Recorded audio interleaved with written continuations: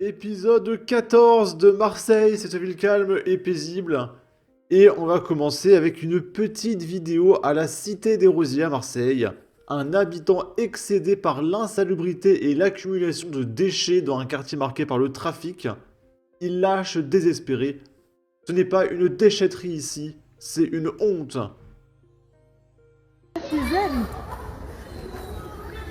Ah, regardons-moi ça, regardons-moi ça.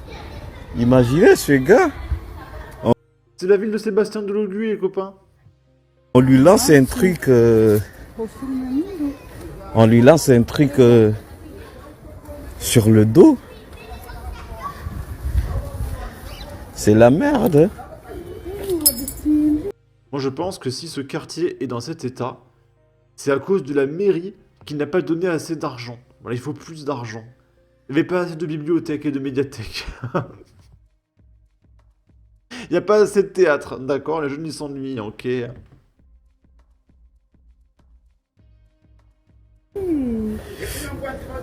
Oh, franchement,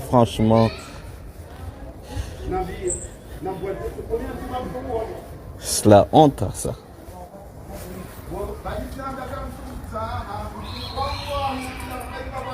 Ils jettent tout sur leur balcon, ils jettent tout sur leur balcon. Regarde. C'est les mecs là sur le balcon, ils balancent leur sac poubelle par la fenêtre.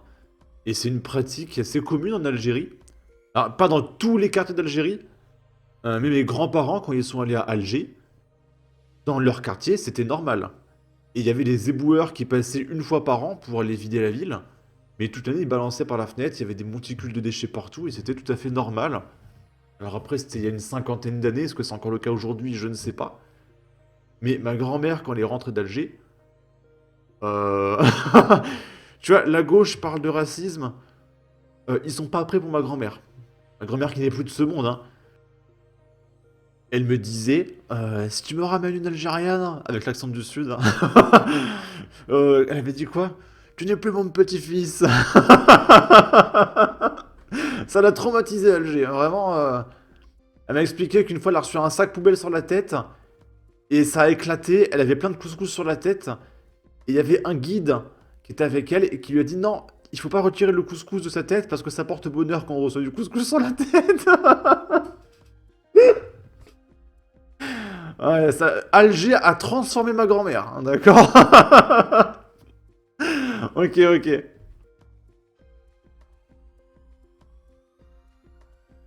Regarde-moi ça. Regarde. Oh, oh.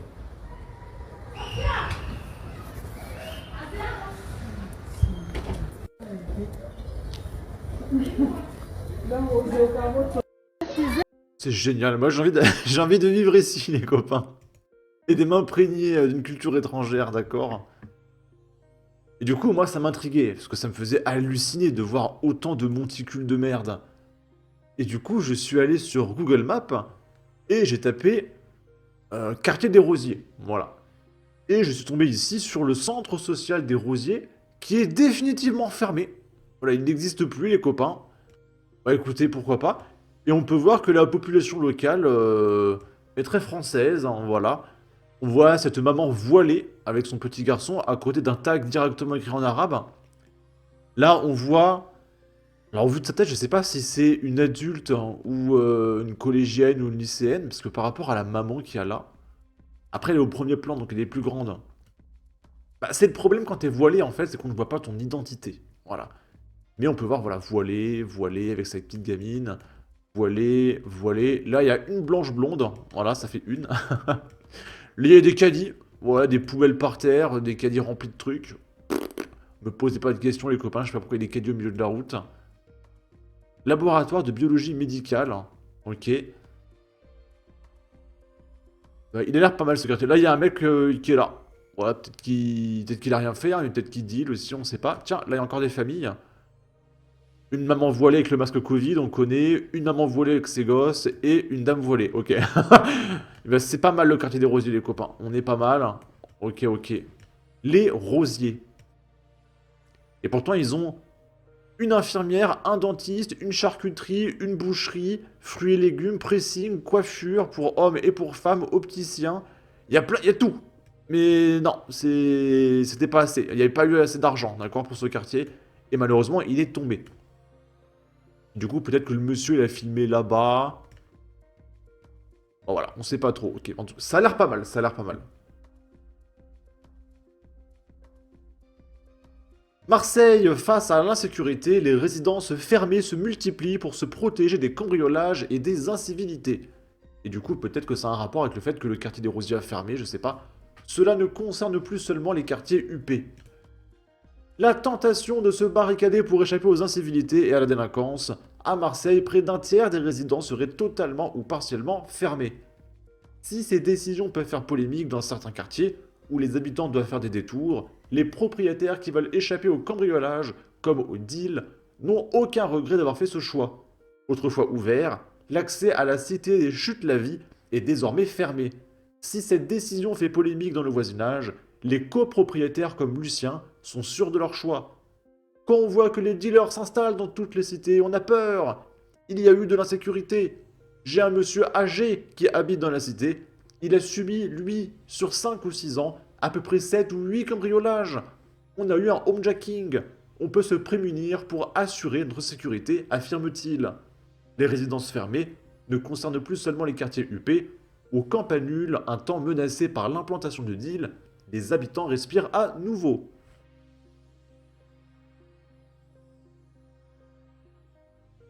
Là, on a une vidéo du marché aux puces de Marseille. Il y a un mec qui nous dit c'est ignoble. Création du... Ah, il y a une musique de rap, j'avais oublié. C'est merveilleux, mais on est à Marseille, les copains. Ok.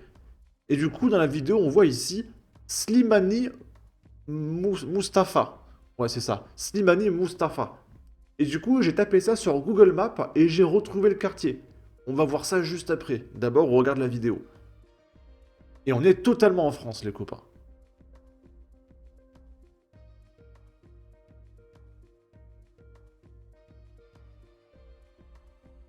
On est le pays de la beauté, de la gastronomie, de la galanterie.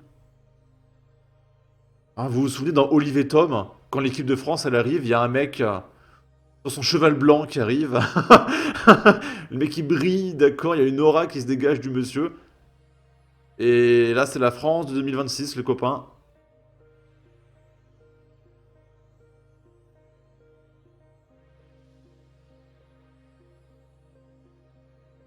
Je parle même pas des paroles de la chanson de rap là qui est en fond.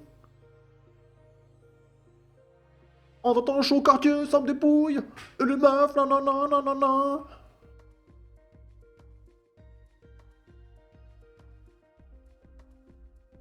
On se fait la malle, nanana, nanana. Ok, ok. Oh, regardez un restaurant. Paella, couscous, tagine, pastilla. Ça a l'air délicieux. Je veux manger ici, les copains.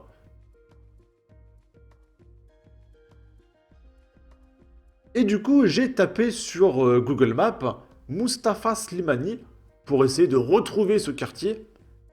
Et du coup, regardez. Donc là, on est sur la gauche. On peut voir que c'est en travaux. On voit des barrières dégueulasses avec des tags partout. Ok. Je vous laisse admirer le décor, le paysage français, les copains. Et Mustapha Slimani, c'est sur la droite. On va se diriger, on va avancer petit à petit. Là, on peut voir qu'il y a beaucoup de tags. D'accord.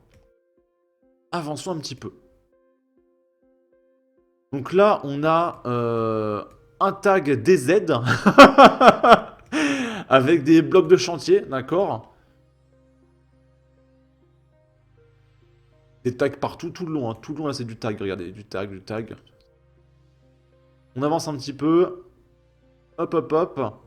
Là, regardez à droite, le marché aux puces. Ok. Ça a l'air... c'est cool. C'est cool l'Algérie, hein, regardez. on se sent chez nous. Regardez, il y a un drapeau palestinien, là. On dirait vraiment l'Algérie, je vous jure. Ok. Là, c'est les travaux sur la gauche. Ah, c'est génial. Je vais habiter là, les copains. Et là, on a le marché avec les gens. Ah, on avance un peu loin. Regardez les poubelles. Ça, c'est les travaux. Je sais pas comment les sacs plastiques remplis de poubelles sont arrivés ici, mais ils sont là. Encore une fois, beaucoup de tags. C'est génial. Et du coup, là, je vais retourner un petit peu en arrière par là. Voilà. Et regardez, le Mustapha Slimani. Normalement, il est juste là. Attendez, je l'ai vu tout à l'heure. Il était censé être là, le Mustapha. Je vais vous montrer que je raconte pas n'importe quoi. Je le retrouve plus. Attendez, on va le retrouver. Je crois qu'il faut que je réavance un petit peu, non? Voilà, jusque là. Voilà, regardez. C'est ici. Slimani Mustapha. D'accord? Donc on est vraiment juste à côté de cette vidéo. Voilà, Slimani Mustapha. C'est le même endroit, hein, d'accord? Voilà. Snack Pizza Zaki. Ok, on dirait un bidonville.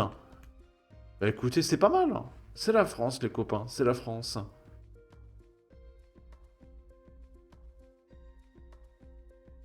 Là, c'est une petite vidéo sous IA. Donc c'est une blague, évidemment. On va l'écouter. Salut les loulous, jour 1 à Marseille. Un mec vient de me dire grosse carba. Apparemment ça veut dire bienvenue. Jour 3 à Marseille. Je suis dans les quartiers nord. On vient de me voler ma montre, mais c'est pas grave, les vacances continuent. Jour 5 à Marseille. Je me suis fait agresser seulement 2 fois ce matin. Oh, c'est cool, ici les hommes respectent vraiment les femmes. Jour 8 à Marseille. Hier on m'a forcé à dormir dans une cave avec 3 mecs. L'hospitalité, c'est vraiment la caractéristique de cette ville. Jour 10 à Marseille, je commence à vraiment m'imprégner de la ville et de ses coutumes. L'ambiance ici est incroyable. Jour 15 à Marseille, c'est génial. Je commence vraiment à me sentir chez moi ici. Les gens commencent enfin à me parler. Jour 20 à Marseille. Je pensais pas trouver une ville en France aussi chaleureuse. J'ai décidé, je vais emménager ici. يوم 50 في مارسيليا. أنا حاسة بحرية وازدهار بشكل ما توقعتوش. علاش ما جيتش هنا من قبل؟ Ok, ok.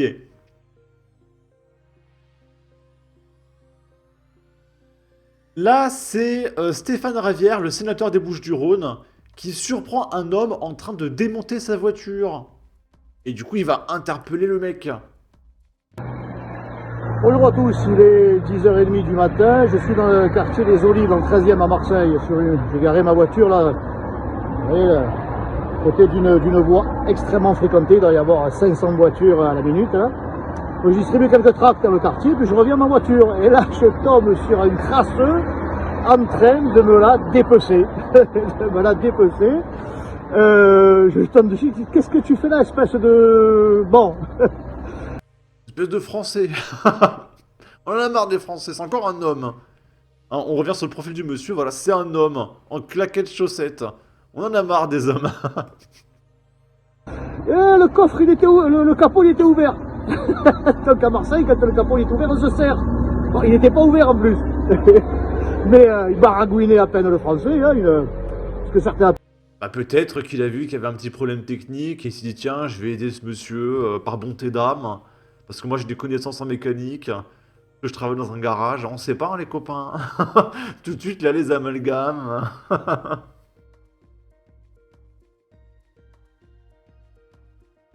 Une chance pour la France. En plein jour, il s'est garé. Ah, on pourrait croire qu'il était en panne et qu'il était en train de se dépanner. Non, il était en train de se servir. C'est une ville de dingue, une ville de dingue. C'est une vélo de dingue. Donc si tu me remets ça à sa place, il y a les 3 tournevis. C'est une truc de zing-zing. Je me lève le matin là et il y a une dinguerie. À la main, donc bon, j'ai pas pu le corriger comme il le méritait. Et puis il a fini par se barrer à fond les ballons pour pas être interpellé par la police. J'ai pris sa photo, hein, je vais la publier, une bonne tête de crasseux. C'est une ville de dingue. C'est une ville de dingue. C'est une ville de Joba. Voilà. Complètement fada les gens ici.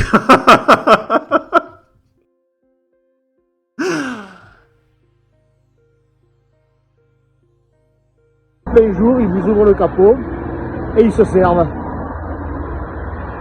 Bon, il y a des charters qui se perdent quand même, hein. Il y a des charters et des bateaux à remplir. On en a marre des hommes, hein. Ok. Et on va terminer avec ceci. On est à Marseille, c'était le 21 novembre. Cette affaire, elle est quand même particulière. Il y a un mec de 31 ans qui s'est fait menacer au couteau et planté. Et les coupables, écoutez bien, donc le mec a 31 ans, hein. Les coupables ont entre 13 ans et 20 ans. Voilà, donc t'es un père de famille de 30 ans, tu peux te faire planter par un gamin de 13 ans. Voilà, à Marseille, on est pas mal.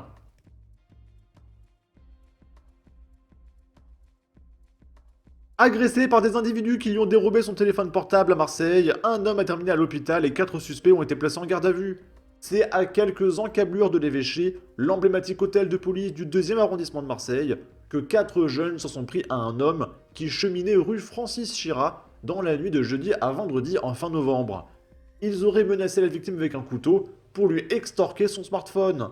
Âgés de 13 ans à 20 ans, ils ont été interpellés et placés en garde à vue.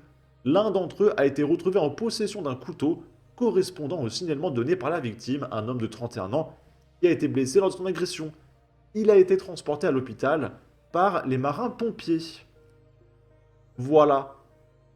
Bon, sur ce, n'hésitez pas à donner votre avis, votre opinion, à partager, liker, commenter, ça aidera au référencement de la vidéo sur YouTube. Abonnez-vous, suivez-moi sur Twitter. Prenez soin de vous, salut!